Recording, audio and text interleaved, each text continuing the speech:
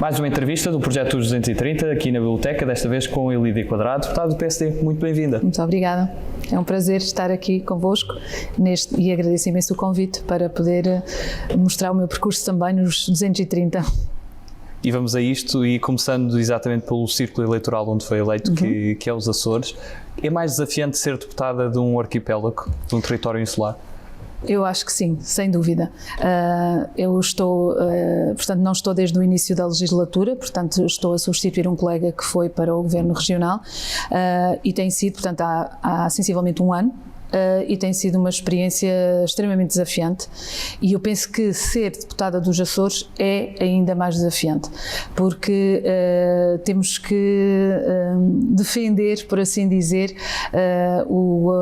os interesses da região, embora evidentemente a nível central haja vontade e desejo disso acontecer, há sempre um sentimento, e que já vem de séculos de história, de que em Lisboa os assuntos relacionados com os Açores não são não tratam esses assuntos da mesma maneira, e por isso os deputados dos Açores têm um papel muito importante nessa defesa dos interesses dos Açores. E foi algo que já esperava antes um dia vir a ser deputada, ou foi também para si uma surpresa? Pronto, surpresa total acabou por não ser, uma vez que fazia parte da lista, não é? Mas em 2019, quando me convidaram para ser, neste caso, o número 3 da lista pelos Açores, foi algo de que eu não estava à espera, eu tenho que confessar. Já estou, por assim dizer, envolvida no processo eleitoral, principalmente a nível autárquico, no FAIAL, desde há 24 anos, pode-se dizer assim, mas a nível da República, sinceramente, não estava à espera, e foi uma honra poder, neste caso, ter sido indicada pela minha ilha para fazer parte deste processo e depois ter vindo concretizar esse sonho que foi e que não estava à espera de forma alguma. E em que fase da sua vida é que também se começa a interessar mais por política e a acompanhar mais todas essas discussões? Eu penso que sempre tive um bichinho, porque sempre gostei e estava atento, e apesar de viver numa altura em que a minha infância e a juventude terem sido numa altura em que a informação não estava tão disponível como está agora, tive sempre muito interesse em perceber o que me rodeava, em conhecer, sabia quem é que está, pronto, há algumas coisas que às vezes os jovens nem sabem, quem é o primeiro-ministro, quem é que está no poder, mas isso foi algo sempre que me interessou.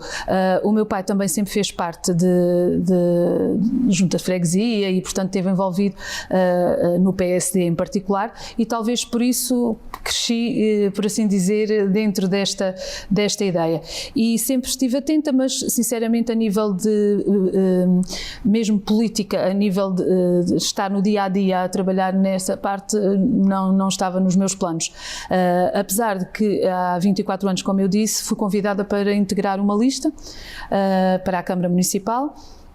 Fazia parte quase dos últimos, por assim dizer, mas foi aí que comecei a introduzir-me, por assim dizer, na política, e tenho tido, depois fui candidata à Assembleia Municipal da Horta, fui candidata a uma junta, agora neste último processo eleitoral fui candidata a uma junta de freguesia, portanto neste caso a freguesia onde eu vivo, e tem sido mais uma participação cívica. Sempre me interessei muito por envolver-me naquilo que interessa à sociedade, mais do que propriamente os partidos políticos, embora, claro, é evidente, como estamos organizados desta forma, acabou por fazer sentido. E portanto, é já há bastante tempo que me vejo envolvida, embora nunca pensasse que chegaria aqui à Assembleia da República, portanto não foi, por assim dizer, uma ambição que houvesse, portanto foi algo que surgiu naturalmente. E para quem tem também essa missão de ser professora e trabalhar com jovens, o fator e a forma como se encara a participação cívica desde pequeno é algo desafiante, nomeadamente de incutir nas camadas mais jovens? Sim, eu penso que cada vez mais. É o que eu sinto. Eu sou professora há 28 anos, portanto, por norma do ensino secundário. professora de português, e no ensino, pronto, é claro que lido com jovens que estão naquela fase em que começam já a prestar atenção a estes assuntos. Estive envolvida durante 12 anos num projeto do Parlamento dos Jovens, na minha escola, o que foi extremamente interessante porque tive o privilégio de acompanhar várias vezes alunos aqui da minha escola, aqui ao Parlamento, à Assembleia da República, e por acaso nunca pensei, embora lhes dissesse várias vezes, ora, quem sabe no futuro vocês estarão aqui sentados nestas cadeiras, nunca pensei que seria eu, ainda antes, a sentar-me. Mas por isso tive sempre esta preocupação de lhes incutir a ideia da participação cívica. Acho que é muito importante e falta muito hoje em dia na sociedade em que nós estamos, com o desenvolvimento que temos tido e a nível tecnológico e não só. Eu penso que a nossa sociedade está um pouco acomodada e os jovens têm que ser espicaçados, por assim dizer, para poderem se envolver, porque eles quando se envolvem dão tudo, como eu costumo dizer, e é interessantíssimo trabalhar com jovens, mas sinto que às vezes, tirando um grupo restrito que já vem com, também parece que o tal bichinho e que gosta de se envolver, a maior parte é preciso que lhe incutir e acima de tudo explicar-lhes as coisas como é que funcionam, envolvê-los, porque a gente quando não conhece não gosta, não é? E portanto é preciso haver essa ideia de que a cidadania é algo que é fundamental, seja neste caso nem sequer me estou a referir a nível de que partidos são, mas todo este processo de participar na sociedade, seja num grupo de jovens, seja a nível cultural. Eu sempre estive muito envolvida na parte cultural, na minha freguesia, na minha ilha, e isso é muito importante para o nosso processo de crescimento. E eu considero que os jovens hoje em dia, por assim dizer, abstêm-se um bocadinho também devido à imagem que infelizmente a nossa sociedade tem da política, dos políticos, e isso faz com que eles se afastem porque foram ouvindo ao longo da vida ideias muito pouco construtivas sobre a política, e isso faz com que eles se retraiam, evidentemente, e acham que este é um mundo podre, entre aspas, e é essa imagem que temos que alterar, e por isso é muito importante que eles se envolvam desde jovens, e como eu disse, pode ser desportivamente, culturalmente. Portanto, eu acho que é importante participar e perceber que vivemos numa sociedade e que não somos indivíduos únicos que estamos e que temos uma interligação, e isso é muito importante. E sendo professora de português e até estamos numa biblioteca, sendo também há a noção de que houve grandes figuras e ilustres da nossa sociedade, nomeadamente na literatura, sim, que fizeram parte da história desta casa, além de serem boas nas suas áreas, eram bons eram ativos enquanto cidadãos e enquanto políticos. Exatamente, é muito importante. Eu recordo, eu já agora um pormenor, eu sou professora da Escola Secundária Manuel da Riaga, que foi o primeiro presidente da República da Horta, e que é natural da Horta, e portanto é uma grande herança neste caso, e os alunos perceber e dar a conhecer exatamente o percurso de vida destes grandes nomes que por acaso estiveram na origem. Houve vários açorianos na origem, no início da República, e é muito importante que eles tenham conhecimento disso também para perceber, e cada vez mais ao contatar com outras pessoas, eles vão percebendo também que qualquer cidadão pode dar o seu contributo e deve ser ativo e não acomodar-se apenas àquilo que vem e que lhes está a ser transmitido. O Manuel Arriaga era da Horta, o Teófilo Braga era de São Miguel, Ponta Delgada, onde também estudou. Sim. Às vezes não há essa noção que os Açores, mesmo dentro de si, têm uma diversidade muito grande. Sem dúvida alguma. São 9 ilhas, cada uma com as suas características próprias, todas elas belíssimas, lindíssimas, evidentemente, são o paraíso, a nível da natureza do melhor, claro que eu sou suspeita, mas é uma paisagem com um verde, um azul, portanto é mágico, e eu ainda, embora já levo uns anitos, mas ainda continuo a me surpreender por essa beleza. E a diversidade, porque há de facto ilhas como São Miguel, que já tem um desenvolvimento diferente, já tem uma maneira a nível da própria sociedade de estar, e depois as outras ilhas que vão, na minha opinião, se desenvolvendo também com outras características, cada uma com as suas. Eu acho que é essa diversidade que faz a unidade, e é isso que eu acho que é muito importante manter, é podermos pensar de uma maneira, como é que é dizer, única, ou seja, com unidade, mas dentro das características diferentes de cada uma das ilhas.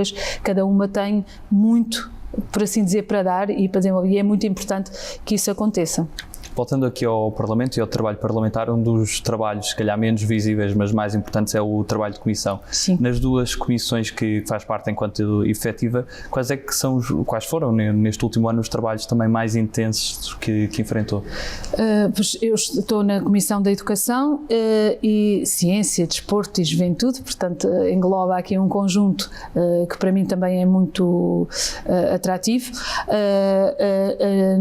Penso que a grande preocupação com a pandemia e, portanto, as consequências da pandemia a nível das escolas, dos alunos, das aprendizagens, foi das coisas mais importantes, ter os recursos necessários para resolver os problemas que a pandemia trouxe, nomeadamente a parte da tecnologia, porque é muito bonito se anunciarem grandes investimentos, mas é preciso que eles se concretizem na prática nas escolas, e é interessante ver, e houve aqui um trabalho que é enorme dos professores e de muitos professores que tinham até algumas dificuldades a lidar com a tecnologia e que tiveram que se adaptar a tudo isto, e isso é algo muito importante, porque o não estar na sala de aula com os alunos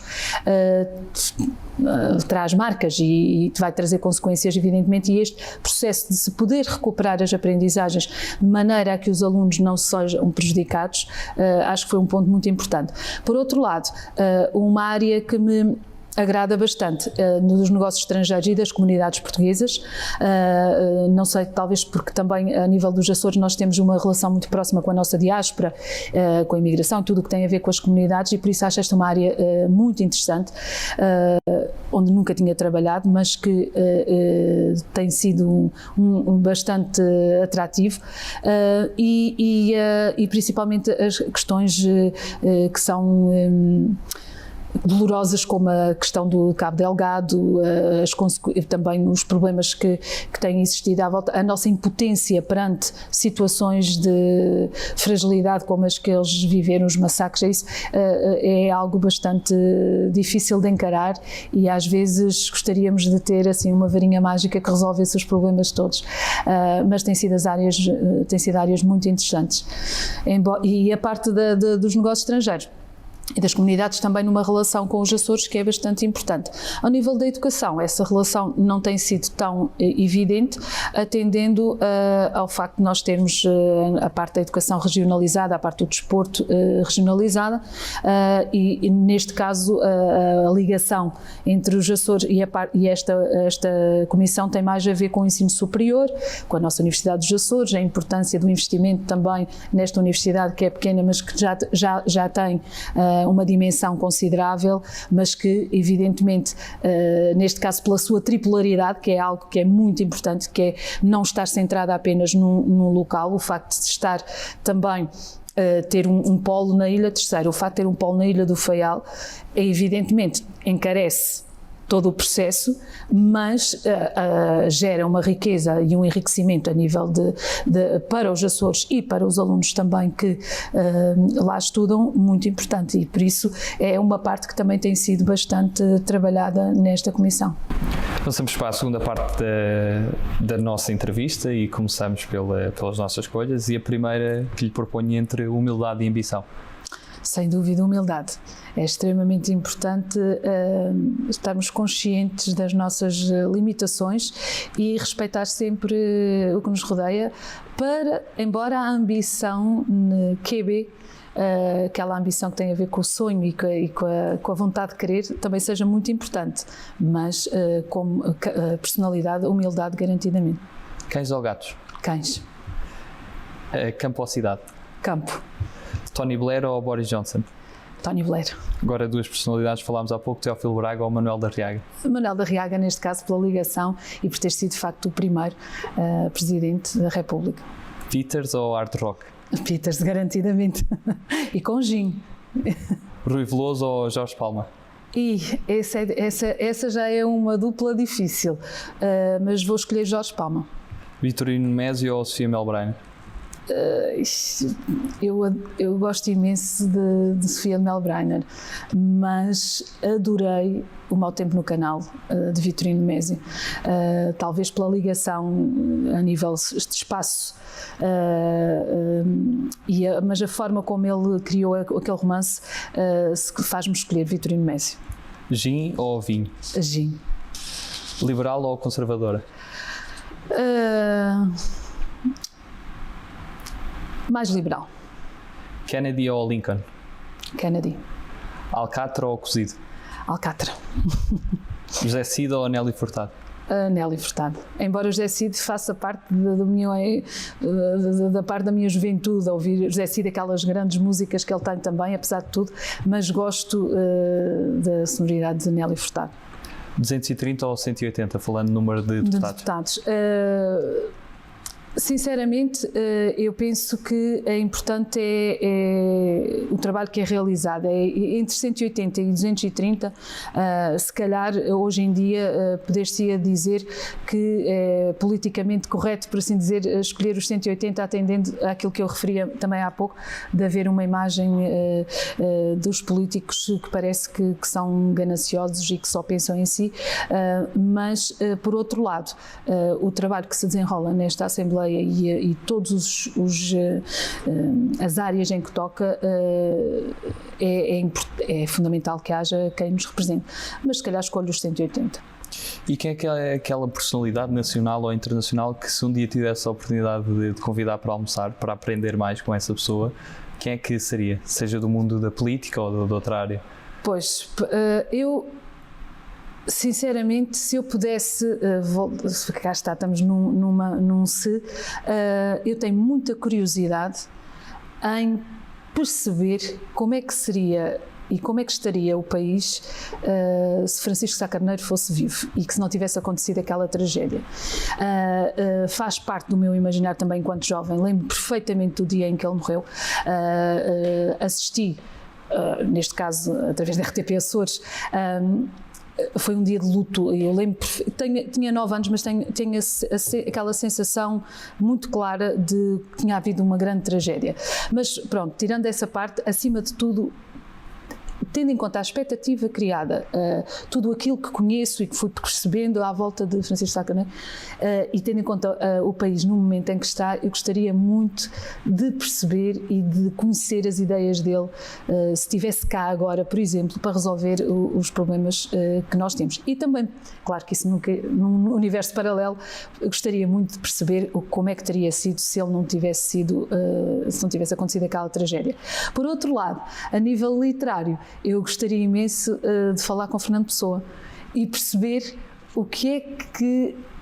como é que aquele cérebro, nos deu tudo aquilo que nos deu ao nível dos heterónimos, que eu, como professora de português, acho interessantíssimo, e cada vez que os leio mais, ainda mais interessante acho. Portanto, teria dificuldade em escolher se tivesse só uma opção. E tem algum heterónimo preferido de pessoa? Álvaro de Campos. Principalmente na terceira fase mais intimista, Álvaro de Campos, sem dúvida. Considero também a Mensagem uma obra épica, é épico-lírica, mas é uma obra que nos faz sentir o tal sonho, a tal vontade de querer aquele poema do valeu a pena, tudo vale a pena se a alma não é pequena. Portanto, eu costumo usar muito para os meus alunos, e inclusive esta ideia de que temos que sonhar, temos que querer para que aconteça, e eu penso que é importante, e Portugal vive às vezes um bocadinho, eu costumo dizer aos meus alunos que ainda parece que estamos à espera do Dom Sebastião, não é? Ficamos sempre assim à espera que alguém venha nos resolver os problemas, e eu acho que neste caso Fernando Pessoa foi um gênio. É incrível a sua capacidade literária. E qual é aquele país que nunca visitou e que tem mesmo que visitar? Pois, eu não sou muito aventureira a nível de locais exóticos, por acaso não é algo que há quem se refira, eu gostaria imenso. Não, claro que não se aparecesse a oportunidade, gostaria de visitar muitos países, mas neste caso, eu se calhar há um país que eu ainda não fui e que gostaria de ir, que é a Grécia. Talvez pelo berço a nível de tudo isto, da nossa e da nossa forma dos filósofos, tudo aquilo que tem a ver com a literatura também, se calhar a Grécia, embora não seja assim um grande desafio, mas é um local que eu gostaria ainda de ir, ainda não tive a oportunidade. Passamos a um conjunto de palavras soltas, peço que me diga numa ou em poucas palavras que é que associa a cada uma delas.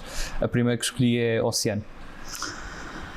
Casa, paraíso, faz parte, ou seja, eu ainda, todas as vezes que vou a casa, e vou todas as semanas, agora, ainda nesta altura, ainda vou sempre à piscina que tenho lá perto de casa, porque é regenerador, dá energia. Aeroporto da Horta. Um grande tema que já vem há muitos anos e difícil de resolver, mas que os faialenses não vão deixar esquecer. Tripulantes de navios. São heróis, principalmente os que fazem o canal no inverno, agora com barcos mais apetrechados, mas eu ainda me lembro de quando fazíamos num barquinho na Espalamaca que quase que tocávamos com a mão na água, e são heróis autênticos. Cultura. Faz parte integrante da nossa sociedade, é muito importante. Eu sou, inclusive, neste caso tenho um grupo de música popular, já fiz tuna e grupo folclórico, filarmónica, ou seja, faz parte da minha vida, garantidamente. A cultura é fundamental na nossa sociedade, e há quem ainda não tenha percebido isso. POSEI.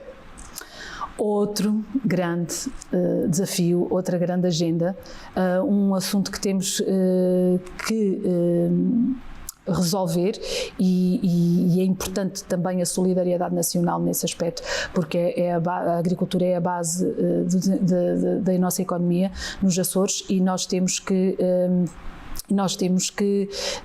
dar instrumentos e ferramentas para que se possa desenvolver de forma sustentável como nós queremos.